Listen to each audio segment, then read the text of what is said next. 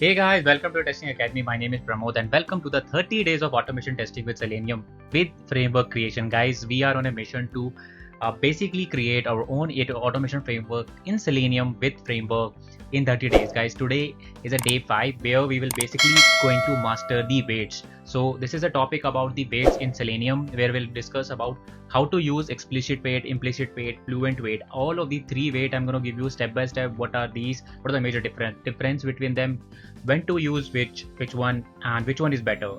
Also, we're gonna see some live example, as well as we have a 2 tasks for the day where we'll discuss about the Selenium interview question related to this weights in Selenium, right? So I am excited to show all the things, so let's get started. All right, guys, before we start, I just wanted to let you know that so we have already done our 30 days of API automation, 30 days of rest assured. So make sure if you are interested in learning API testing and all, go link in the description, go check out the 30 days of API testing with Postman, 30 days of API testing with rest assured, with framework creation from scratch, even as a complete beginner, right? So first of all, let's talk about the why we need weights in Selenium. So we need weights in Selenium because of the dynamic nature right now. So right now, as you know that already, lots of web page are dynamic. So they generate most of the time whenever you load a page, there's particular elements, right? So there are elements who will basically load uh, a late. So let me show you what. So suppose this is your web page, and suppose this is the a element, right? And now what happens is that whenever you try to load it, for example, it's a google.com, and this is the search bar, right? So it will take certain time to load this element and to render it, right? So that will basically, if we have written a simple script, that will fail because we immediately checking if the element is visible or not, or we want to work on it, right? So that's where waits happens. We'll basically try to wait intelligently so that this elements waits, right? So that's why we need waits in Selenium, right? So there are a couple of more reasons I'm going to explain you in a bit. So let's talk about the first one. So let me make them. So there are 3 types of weights in Selenium, right? Majorly we call there are like 2 types, and Fluent type is basically a part of explicit, but I have kept it separate because of the understanding. It has a different understanding. So let's start with the implicit weight, which is very important. Trust me, guys, pay attention because this is gonna be your interview question, as well as you should know how to use it properly, and that will make sense only, right?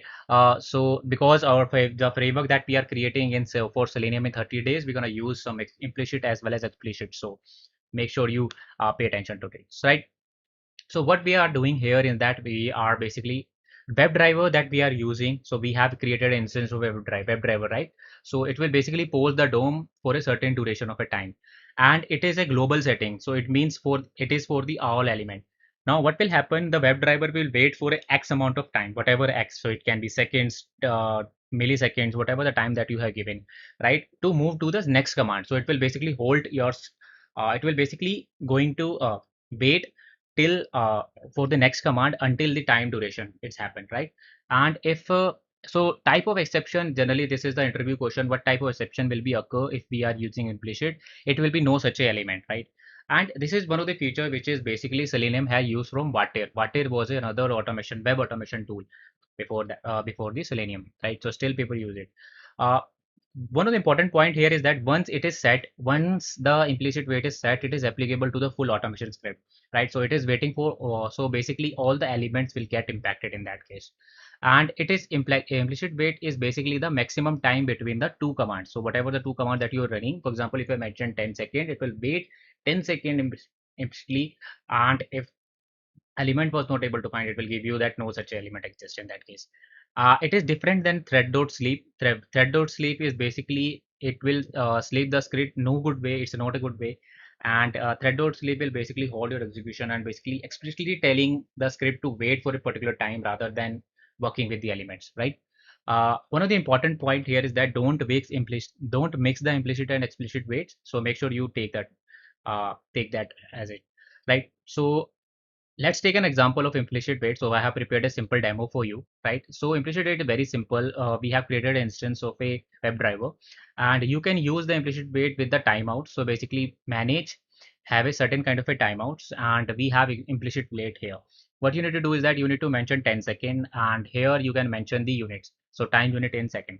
Now, if you see, we are basically loading a particular page. right? And it basically loads after 9 seconds, and we are getting the resource page source after it. So implicit wait will basically wait till the 10 seconds, and after that it will basically print the page source in that case. So that's what we are actually doing. We are basically working with all the elements. We are making basically, if you see, we are WebDriver basically going to poll the DOM for a certain cleanup period of a time, which is 10 seconds in that case, right? So let me show you the demo for implicit wait. So let's see how it's going. So let me run this quickly, and source code in the description, so make sure you check it out, play around with it, because we in the end we're gonna cover some more cases about it. So if you see, we are basically loading it, and it will take a 9 second to load this URL because we have a delay, right? And after the delay, we'll basically print the page source in that case, right? And if you see, page source is printed. So that's what exactly we are doing. Make sense? Right. So let's quickly jump to the explicit page, right? And I'm going to explain explicit wait. Now, trust me, guys, most of the time in your Selenium framework, you will be using explicit wait, and it's a little intelligent. And it is just because why it is intelligent, because we are waiting for condition rather than for the DOM for a particular element, right? We are waiting for a condition. That's why it's so important. So it will basically hold the program until a particular condition is resolved. For example, until a element is visible, we are gonna wait. Until a alert is present, we're gonna wait. Until the title is this, we're gonna wait. So this is the conditions that we are going to add. So this is why it is important. This is why explicit wait is the most important wait, and we should know it how to use it properly, right? The condition is called it basically a certain frequency until the timeout or the wait occurs, right? It is basically provides a better way to handle Ajax elements. Right now we are moving towards React, Angular, Vue.js, these kind of JavaScript framework which are very much asynchronous in nature, and they have mostly work with the Ajax request or Ajax elements, you will say, right? So they will basically come after some time and all. So what we can do is that we can basically add the condition there. That's why it is one of the important wait in Selenium. It will basically raise the element not visible exception. This is one of the important thing that you should know, right? And it is good for synchronizing state between the browser and DOM. So whatever the browser as well as DOM, we basically synchronizing the state here, right? So this is the demo, basically what we are doing. So let me show you the demo now, right, for explicit one. So let me stop the implicit wait. So what we are doing in the explicit wait, where it's very simple. We are basically opening the google.com, and what so how implicit it works is basically we need to create a web driver in we are basically going to use the WebDriver class in that case. So it will return a WebDriver element after it. So WebDriver wait, we are going to create new instance. It will take a driver as well as time in seconds. So we are waiting for 10 seconds until until after this we have a condition. So expected condition element to be clickable this. So we are basically mentioning that this element, until this element is clickable, we are going to wait, and we'll wait for basically 10 seconds, right? So that's what a intelligent wait is.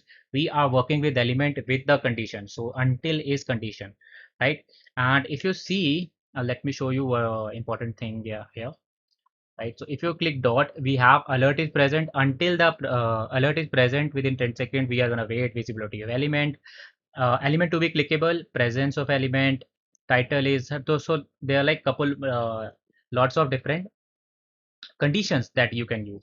So here, if you see, we are basically typing scroll test, and we're gonna wait for 10 seconds until the result, until this element is clickable. And if it is clickable, we are going to get the text for it, right? So let's run the program and let me show you how it's look like. So basically we are searching scroll test in that case, right? Perfect. So this is the, so we have searched the scroll test, and if you see, we have written the, so get text is written. It basically means that it was clickable at the time within the 10 seconds. So we are not waiting for full 10 seconds in that case. We are whenever we are able to find the condition which is element clickable, we have immediately moved to the next command, which is this where we have basically get text, right? Whereas if you do the implicit wait, it will basically wait for the 10 second until it move to the next command, right? So that's what we have seen. Awesome. Right. So here, if you see that we have lots of different, it basically replace the thread. You can replace the thread.slip with the explicit wait with the condition. So what are the conditions? So we have element is present, element present, element to be clickable, right? Presence of an element, frame to be available. So there are like a couple of more conditions that you can use in your way, right? And one of the important link that you should know, let me see this one. Yeah, so here if you this link in the description, so basically alert is present, attribute contains, right, and attribute to be, so this is all condition to the particular kind of a element, right? So we are waiting on a condition. That's where the explicit wait is important. Right. So let's jump into the another type of explicit wait. Again, it's a type of wait. So we are waiting for a fluent wait. It is more smarter than the explicit wait. So what we are doing here is that it's a very simple. It basically we define a maximum amount of time and a polling condition. So in explicit wait we have a maximum time as well as a condition. But here we'll have a one more thing which is known as frequency, right? So let me show you this example. So suppose let's let me quickly plus, yeah. So suppose this is the time of the particular element to be loaded, right? So we are basically waiting for 30 seconds, right? So that's what we are doing. And after 5 seconds, we are gonna check, right, if the element is visible, right? So this is what polling is happening. Again, after 5 seconds. Awesome. So next time it will also wait for 5 seconds, right? So, now if the condition fulfills, like element is found or element is clickable, then we are out of it. If it is not, again 5 seconds will basically start polling, right? We'll keep on doing until the 30 second. After 30 second, we'll basically say that element was not able to find, right? We'll raise some certain kind of exception which is called as no such a element exception, right? And I will highly recommend you guys to read this documentation where where they have discussed, here it is, about the different weights in Selenium, right? And this is how you can use the fluent weight, which is pretty much simple. So basically we are waiting for 30 seconds for an element to be present, and we are checking every 5 seconds, that I have to explain you, right? Now so basically we have two conditions. So basically what you need to do is that you need to create a wait. You need to use a wait class in that case. So, and here you are using it. Here you need to mention the driver, right? And here is the three condition that you are adding. So we are basically telling the maximum timeout. So this is your maximum timeout, right? And this is the polling. So if you can increase the polling count to 10 seconds, so every 10 seconds we'll check the condition. What is the condition that we are checking? So we need to mention in the until part of this wait. So we are creating an instance of it, and here in the until part we are basically checking the condition. Now the condition is very simple. Basically we are checking if we are able to find this element which is there driver by basically the id foo element by id. If we are found the element after 5 seconds, we are out of this condition. But if the maximum timeouts occurs, it will basically say that okay, no such element exists in that case. So you can check out the different version of the other command. So right now we are following this thing, right? So I hope that makes sense. Fluent wait, and so fluent wait is another type of a explicit wait which is more advanced, where we have wait for condition maximum timeout but with polling. So we are added the polling part, right? So live demo I have already shown you, right? So let's come to the Selenium interview question, which is the most important thing. So which is the way, which weight is better? Anyone ask you this thing? Explicit weight is the best one, and you can implement the fluent weight also with the polling also. It's basically used whenever we have a certain kind of a polling requirement. Rather than, you can definitely go with the explicit weight, which is very simple to use. Which is what you need to do is that you need to basically use a new WebDriver weight and call the condition.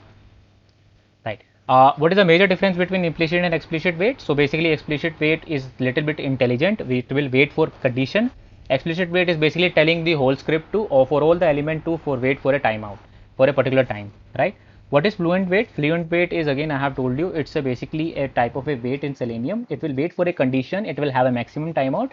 The one more thing that is important in this is the polling or the frequency of the polling, right? So we are as basically polling for a particular time.